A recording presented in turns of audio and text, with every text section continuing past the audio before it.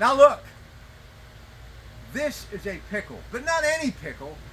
This is the guy that made it happen. He is Steven Janoski.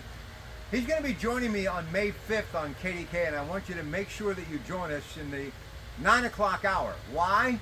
Because we're going to be talking about tariffs, but why buying local is important, because you're not paying tariffs. And you know, I was talking about Coons Market, who does a lot of work with local farmers.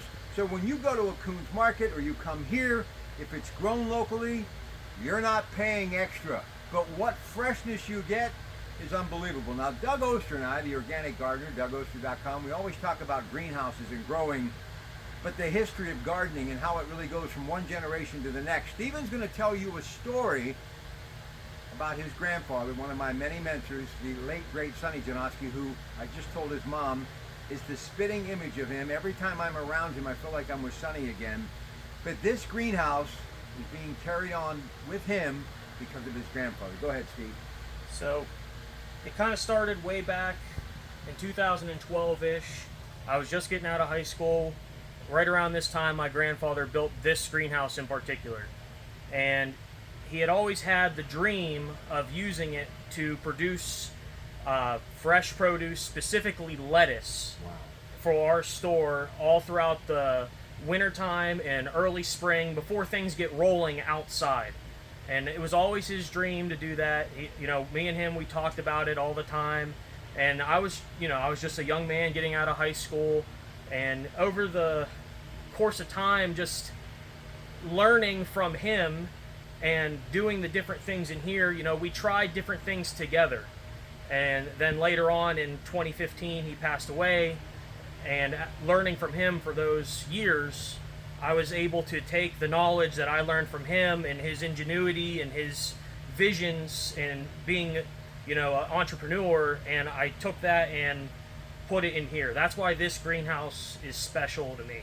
Now listen, this is how amazing great minds work. So Sonny and I would have conversation after conversation for decades.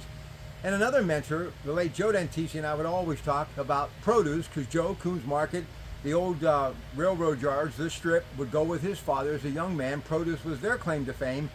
And Joe would always say how it's evolved because of you being able to ship this stuff via rail from all over the country and throughout the world, Latin America.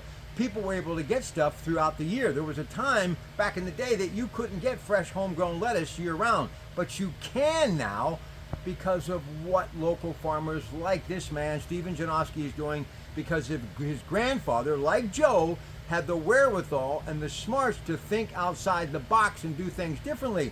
One of the reasons why Coons Market buys a lot from the local farmers, one of the reasons they go to the original Farmers Night Market at Bridgeville Exit, one of the reasons why they have fresh lettuce in the dead of winter. And not only do you have lettuce and pickles, but you have kohlrabi too. Yep, kohlrabi, Swiss chard. This program that I've developed with my grandfather and then put the finishing touches on over the last about 10 years has really become such a noteworthy thing for us. I can recall back, you know, in March and April, like there wasn't really anything homegrown because we're still coming out of winter. Even just now, asparagus and spinach, that's just getting started in the field.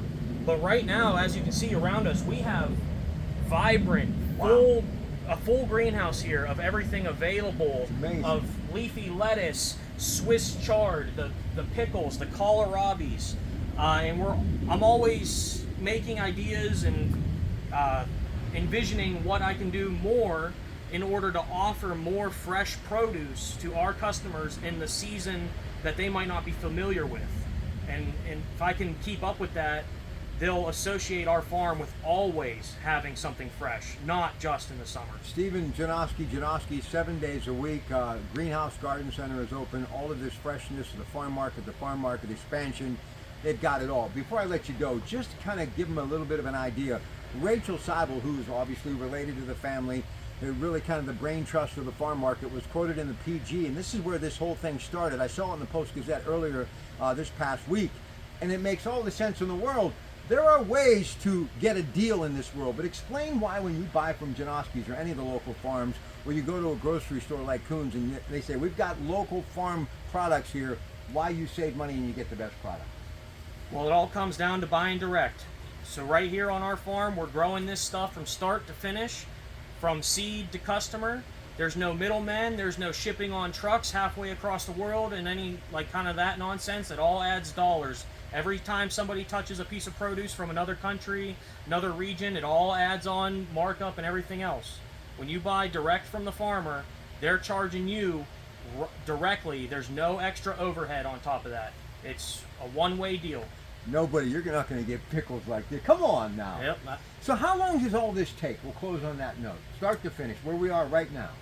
In terms of the season or in Yeah. terms of the labor? The labor, too. So we start this, actually, the way this lettuce goes here in this greenhouse, this lettuce here is actually the second crop.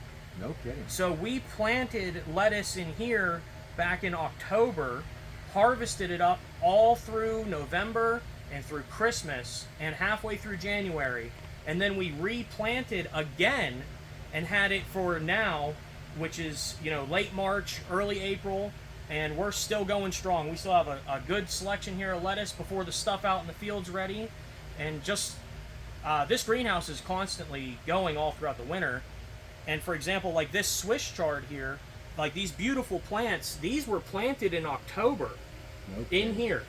So we take care of this stuff throughout the winter, and we can have these fresh leafy vegetables for people to eat throughout the wintertime. And I think that's something special for the community, because, you know, you think of a farm, oh, the majority of the activity is going to be in the summer. Well, that's still true, but there's still going to be something special in the wintertime. Listen, in the off season. Like him on Facebook. Find out more at janoskis.com. So when I say from the farm fresh fields, it's exactly what I'm saying, from the farm fresh fields, but also the greenhouses. Jacob, before we go and do a whole lot of videos that folks are going to see over the next month or so, get in close Swiss chard lettuce. Just show them how beautiful this stuff is. I mean, come over here and show the lettuce too. This lettuce, I mean, it's just off the charts. Look how bountiful and beautiful. Does that not look good or what? Yep, this is going to be harvested probably this week.